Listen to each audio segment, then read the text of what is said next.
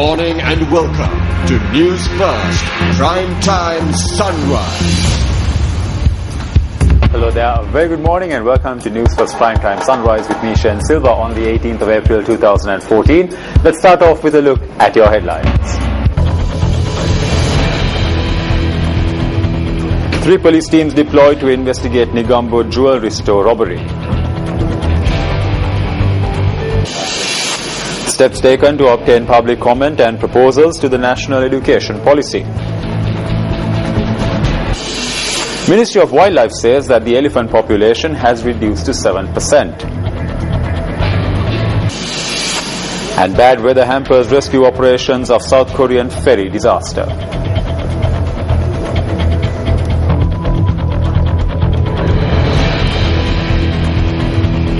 Starting off your news this morning, bad weather, murky water and strong currents are hampering the search for survivors of the South Korean ferry disaster. Emergency services say 25 people are confirmed dead and 271 missing after the ship carrying 475 passengers and crew capsized on Wednesday. Officials say 179 people have been rescued. Most of the passengers were pupils at the same high school. South Korea's president visited the wreck and urged rescuers to hurry. The chief of the West Regional Headquarters of the South Korean Coast Guard said military divers have been fighting high winds and waves to try to access the vessel, but were not able to get into any of the cabins. It was also said in a conference yesterday, reports that the ferry went off course were being investigated. It is not yet clear what caused the ship to list at a severe angle and flip over, leaving only a small part of its hull visible above water. But some experts have suggested the ship may have hit an underwater obstacle. Passengers' relatives are also questioning the role of the captain, who is being quizzed by the police.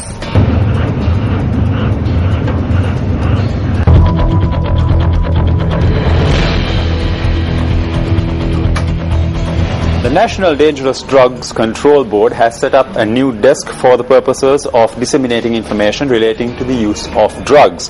The desk is located in Rajagiriya. We now have with us the head of the board, Lisha De Silva Chandrasena, to discuss this development.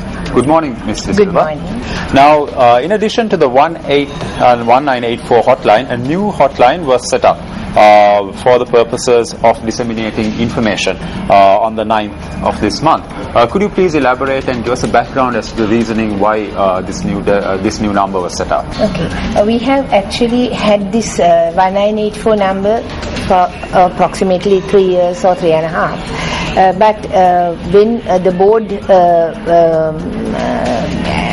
we actually introduced this new number and did this on the 9th of April because NDDCB, National Dangerous Drug Control Board, was 30 years on the 9th of April.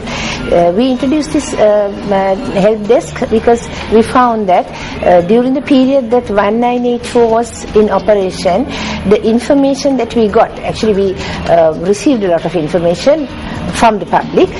We could not give a feedback to them when queries were raised as to what action was taken on the information that was given. We do not call for identity. Actually, we try to maintain a situation where we do not disclose the informant. And in doing that, when we had the enforcement officers going for any of these to actually look into the complaints that were made, we found it very difficult. So in order to facilitate this, we introduced this desk, and from the 9th up to this moment, we have actually had more information coming in and also more, may I say, accurate information. And then with all the stakeholders, especially the law enforcement sector, we are working very closely with them, and they are also cooperative, and we try to send information as and when we receive it without any delay, and get a feedback also on what action they have taken. So that was the purpose of introducing this desk. And also one more thing, there is certain industry interference in this, especially with regard to tobacco, and that is also actually being taken care of now. Now, Mr. Silva, taking a step back, what are the, if you can elaborate on the duties and responsibilities of your office in general? What is your mandate, and then how do you get about? We are specially focused on prevention and rehabilitation, but then we also work on other areas like what I just explained with regard to the information that we get and how we work with the stakeholders, especially with the Police Narcotic Bureau, Excise Department, Customs, etc. And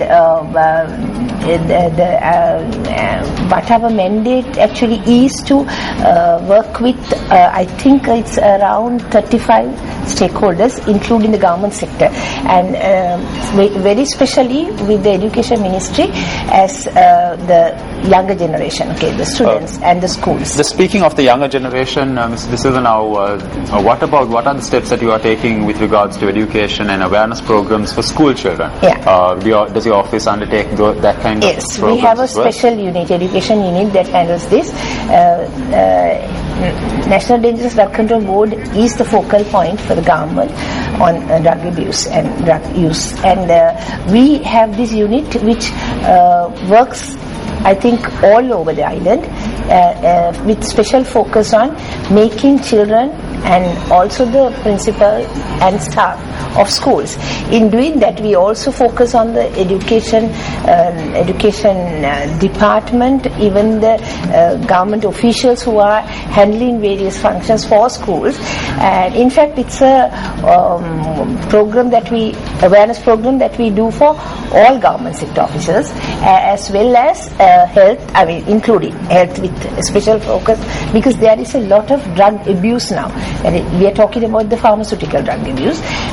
Children tend to take certain drugs without realizing what it does for them. So pharmacists and also the people who are involved with child education and the area where the schools are, round about the schools, which are currently doing actually they are providing, certain sectors are providing drugs to children.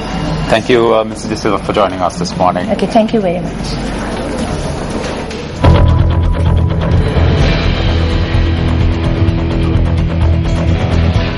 On to a story that made the headlines this morning. Now, 3 police teams have been deployed to arrest the perpetrators of the robbery that took place at a jewelry store in Negombo. The police said that the robbers had made off with a sum of 3 million rupees from the store. The police media spokesperson's office stated that 6 robbers had arrived at the scene of the crime on 3 motorcycles and had been wearing helmets when carrying out the crime. The incident had taken place at around 7:30 last night.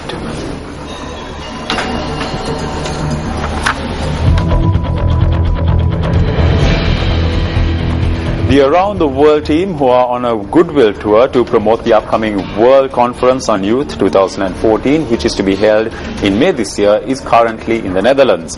Newsfirst Ramesh Bandara brings us the details of the day's proceedings. Around the World in 40 days. A very good morning. The Around the World team is joining you from Valkenburg in the Netherlands. We traveled from The Hague in the Netherlands to Valkenburg last night. Following a 2-hour trip by road, we arrived in the Valkenburg area. Now today we are due to meet with youth in the Valkenburg area, several youth federations, and we are also being hosted by the mayor of Valkenburg to discuss how best we could interact with the youth and how best we could exchange ideas on youth incorporation and youth dialogue between the 2 countries. Following our trip to Valkenburg, we are due to return to The Hague before flying off to Germany. We will have more details on our interactions with the youth of the Valkenburg area as the day progresses. For the Newsfirst team, I'm Ramesh Bandara with Yasot Kamasari from Valkenburg, Netherlands.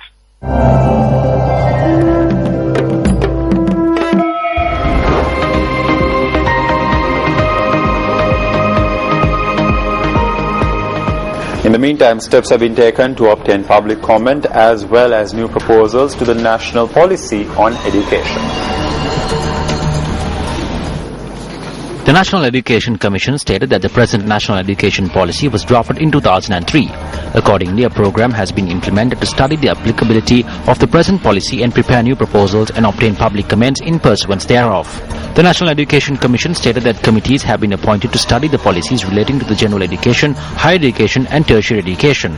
The Commission added that any individual will be in a position to provide his ideas in writing to the Commission. It was reported that the proposals to be made will be presented to the President once the program is complete.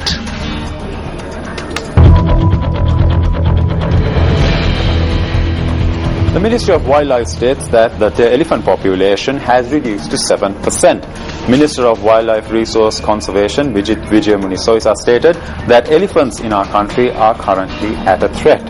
He further noted that the cooperation of the people is very important to protect this species.